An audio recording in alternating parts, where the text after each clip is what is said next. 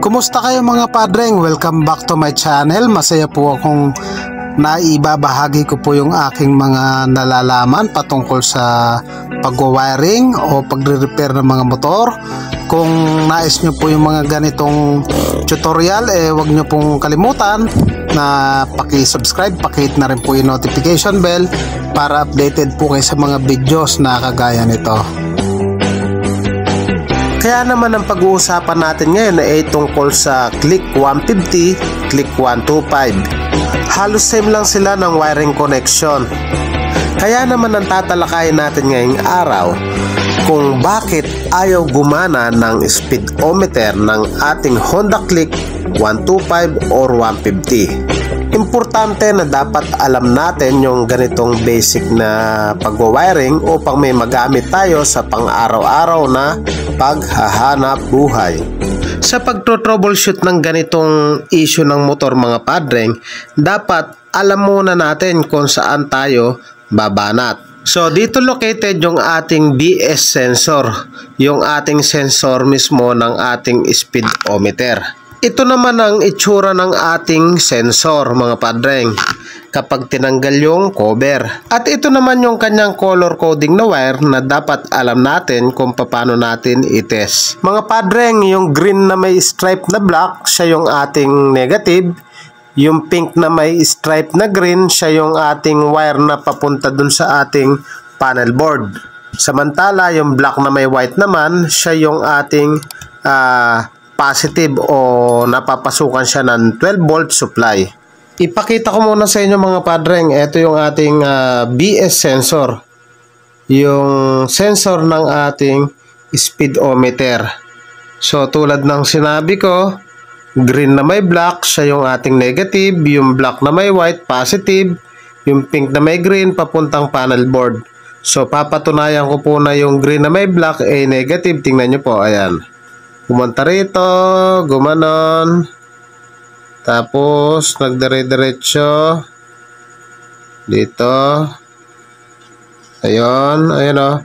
Green na may black. So, kalimitan sa Honda, yung kanyang color coding, pag may nakita ka sa bandang panel board na green na may black, sa bandang taillight, green na may black, halos same lang sila. So, green na may black. So, ito yung sign na negative siya. Dito sa ating BS sensor, yung green na may black, ito siya. So, same lang sila. So, negative. Samantala, yung black na may white naman. So, ayan. Pumunta siya rito sa ating, ayan o, fuse box. So, ibig sabihin, mga padreng, itong ating black na may white, siya, nasusuplayan siya ng 12 volt supply. Samantala yung pink na may green naman, nagpunta siya dito sa ating panel. So dito siya nagpunta. Ayan, pink na may green. So paano nga ba mag-troubleshoot ng ganyang issue ng motor yung wala tayong speedometer? So 0 lang yung naka-indicate sa kanya. So basic lang yan mga padreng. So kailangan lang natin ng test light. Gagamit lang tayo ng test light. So tulad nga ng sinabi ko, bali tatlong wire lang po yan. So focus muna natin. Negative, positive, tsaka yung ating papuntang panel. So kung negative yung green na may black, i-check natin kung wala siyang putol. Syempre gagamit tayo ng test light. Ang gawin lang natin mga padreng, kung negative yung hinahanap, yung clip natin, lalagay lang natin yan sa positive dito.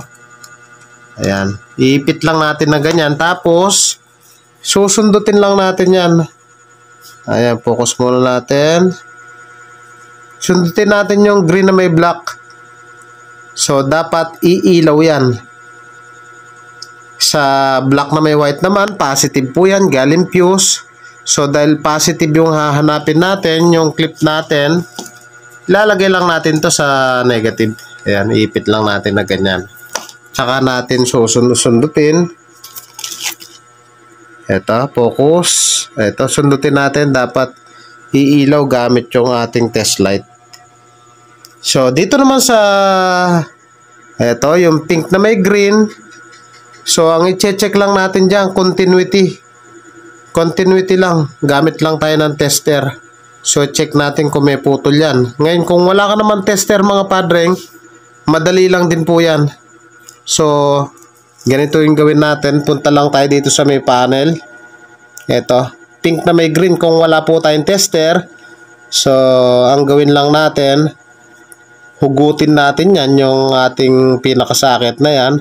Tapos dito sa dulo, kumuha tayo ng wire, ilagay natin sa negative ng battery. Ilagay natin sa negative ng battery. Maglagay lang tayo ng wire dyan.